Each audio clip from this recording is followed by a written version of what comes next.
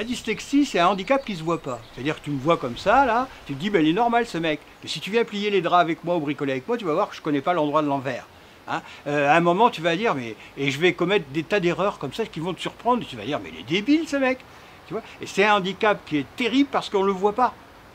Quelqu'un auquel il manque une jambe, on compatit. Mais un dyslexique, il n'y a aucune compatie. T'es con tout de suite. Je soutiens les parents et les dyslexiques.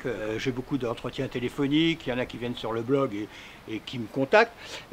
Pourquoi je les soutiens? Parce que j'en ai tellement souffert, c'est-à-dire que ça m'a coupé de mes parents. Et ça ressemble aussi à cette situation où on voit maintenant, il y a des enfants dans les endroits qu'on dit quartiers difficiles, etc. On dit, mais comment ça se fait? Que font les parents? Ils s'en occupent pas. Mais les parents se coupent de toi parce que mon père souhaitait que je sois ingénieur et ma mère docteur. Alors tu vois, un peu, moi j'ai même pas été au collège, alors tu vois un peu, donc il s'est déçu et il savait que j'étais pas idiot et donc il comprenait pas, la dyslexie il savait pas ce que c'était et ça s'est mal terminé, ma mère sur son lit de mort veut pas me voir à ce point-là quoi, c'est grave hein. Et ma mère me détestait à la fin, elle me traitait, enfin bref, elle avait des phrases qui me tuaient, etc. Et mon père ne disait pas grand-chose, mais était désespéré. En fin de compte, j'étais complètement coupé de mes parents. Ils me prévoyaient que je finirais sur l'échafaud. À l'époque, il y avait encore la guillotine. Enfin, tu vois, des choses comme ça. Si j'allais voir un psy, il me fait pleurer, c'est le Rhône qui dévale, hein.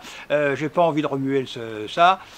Donc je me suis fait une carapace. Et puis petit à petit, bon, c'est vrai que la confiance en moi, j'ai eu pas mal de succès dans la vie, j'ai réussi tout ce que j'ai entreprenais, donc tout ça, ça a un peu soigné. Mais si je vois pas, je pense à papa, maman, qui m'ont jamais aimé. Enfin bon, je peux plus en parler, tu vois. Voilà.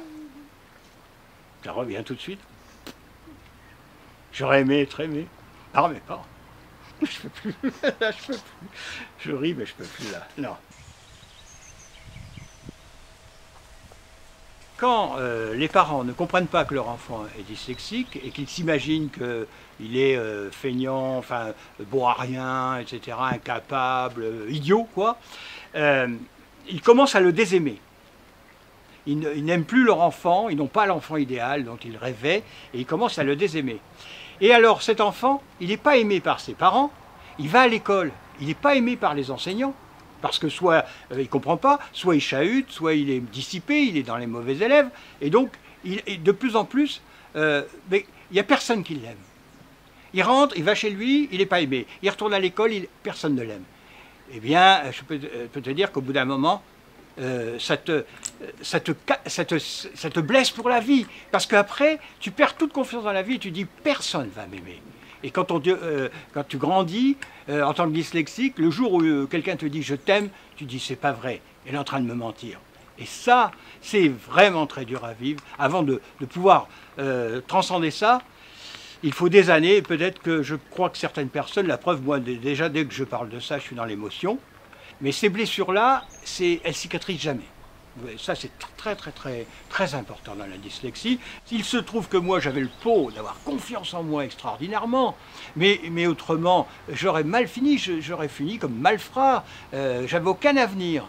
Et ça, c'est pour ça que j'aide les dyslexiques et les parents d'enfants dyslexiques. Ne commettez pas ces erreurs. Ça a évolué, hein, mais il y a encore pas mal de catastrophes. Ce n'est pas parce que tu as une déficience, par exemple quelqu'un qui ne voit pas bien clair, on lui met des lunettes. Bon, ben, dyslexique, donne-lui confiance. Ce que je leur dis souvent quand ils appellent, c'est ils sont toujours en train de focaliser sur « ah bah, il n'est pas bon en orthographe, il n'est pas bon en maths ». Oui, mais regardez sur quoi il est bon. Et allez-y. Ce n'est pas la peine d'essayer de développer sur quoi il est mauvais. Développer ses qualités. Et vous verrez, il va s'envoler. Ouais, et c'est valable pour tous les individus d'ailleurs. Hein.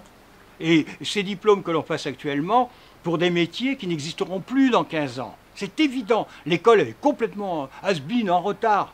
C'est foutu. On en est encore à vouloir gaver les enfants d'informations, comme avec un entonnoir.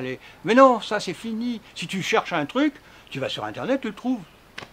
Et les parents sont toujours désespérés parce que en ce moment on pense que si on n'a pas de diplôme, si on n'a pas le fameux bac, si on n'a pas bac plus 5, mais des bacs plus 5 qui n'ont pas de boulot, j'en connais des tonnes moi. Hein, et j'ai autour de moi des gens de mon âge qui sont diplômés et qui ont mal fini leur carrière, ils ont été éjectés de leur boîte. Mais moi j'ai toujours bossé. C'est ça voilà. Et donc c'est ça que je transmets aux gens. Gardez de l'espoir.